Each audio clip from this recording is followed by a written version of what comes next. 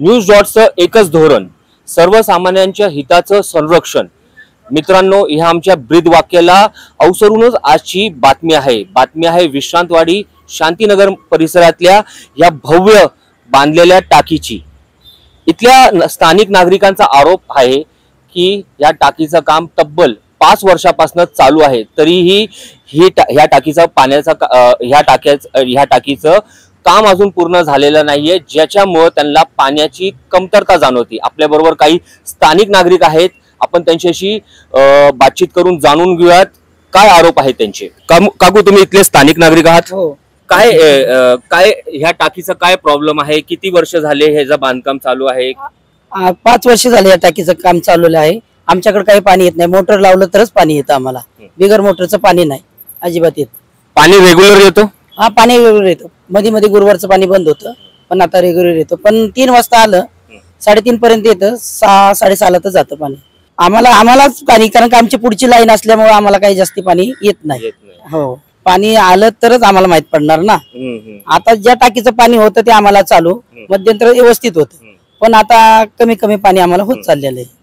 आता ही समोरची इंदिरा गांधी वस्ती आहे, ही आता एक 10-15 वर्ष झाली आलेली, आमच्या पिढीने पिढी गेलेली वस्ती आहे। म्हणजे इथं ही शांतीनगर किती वर्षापासून शांतीनगर हे आता किती पिढी गेली, आमचा जन्म पण नसेल इतके वर्ष। म्हणजे तुमची कितवी पिढी आहे? आता आमची 5वी पिढी आहे शांतीनगर मध्ये। या वस्तीत इंदिरा गांधी मध्ये सकाळपासून पाणी असतं, संध्याकाळपर्यंत पाणी असतं, त्यांना तिकडे सगळे सुविधा असतात।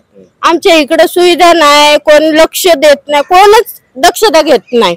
आता एवढं आमचं चेंबर तुंबले, आज 3 महिने झाले आमच्या इथं। आम्ही सगळ्यांना सांगून, कार्यकर्त्यांना, नगरसेवकांना, सगळ्यांना सांगून आम्ही एवढं थकलोय ना, आम्ही काम धंदा सोडलंय। एवढी सगळी लाईटरिंग हे सगळं वरती येते सर, आम्हाला आतमध्ये जायला जागा नाहीये। आम्ही शिफ्टी किडे झाले तर आम्हाला स्वयंपाक करायचा वास जेवायला आम्ही टेरेसवर जाऊन शिगडे स्वयंपाक करतोय, म्हणजे कोणच दक्षता घेत नाही। आम्ही काल आलोय याबद्दल अधिकाऱ्यांचं काय म्हणणं आहे?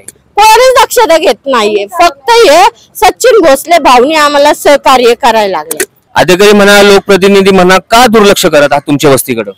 तर आमची वस्ती जी आहे, आमच्या वस्तीमध्ये अनेक नगरसेवक, आमदार, खासदार होऊन गेले, पण यावेळेस ह्या काही वर्षांमध्ये नागरिकांना मदतच करत नाहीयेत। फक्त मतदान घ्यायचं आणि जायचं आणि परत वळून बघत नाही। आधी सुद्धा आमदार झाले, नगरसेवक झाले, पण येत नाहीये। आता नागरिकांची जे समस्या आहे, मग आमच्याकडे तर आम्ही छोटे कार्यकर्ते, आमच्या प्रयत्नांनी आम्ही योग्य मार्ग दाखवतो, पण शेवटी किती केलं तरी मास मुवमेंट लागतं, जास्त नागरिक लागतात, त्याच्यानंतरच प्रशासन जागं होतं।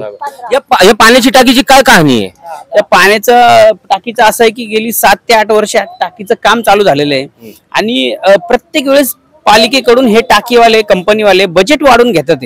त्यांना मोटरनी पाणी घेण्यापेक्षा ही जर एवढी मोठी टाकी आहे, ही जर चालू केली तर एवढ्या प्रेशरनी पाणी येईल की मोटर आयुष्यात वापरण्याची गरज नाही पडणार। पण या टाकीमध्ये काहीतरी घोटाळा आहे असं माझी शंका आहे, कारण ही टाकी लिकेज असणार आहे अशी नागरिकांकडून माहिती मिळते, स्थानिक नागरिकांकडून। आम्ही पालिकेला आव्हान करतोय की बाबा, आम्ही पत्र व्यवहार केलेला आहे, तुम्ही कामच नसेल करत तर तुम्ही खुर्च्या खाली करा आणि दुसऱ्या अधिकाऱ्यांना तिथं आणा, किंवा आमच्या नागरिकांना बसवा, ते सर्वांना न्याय देतील, हे मी पालिकेला आव्हान करतो।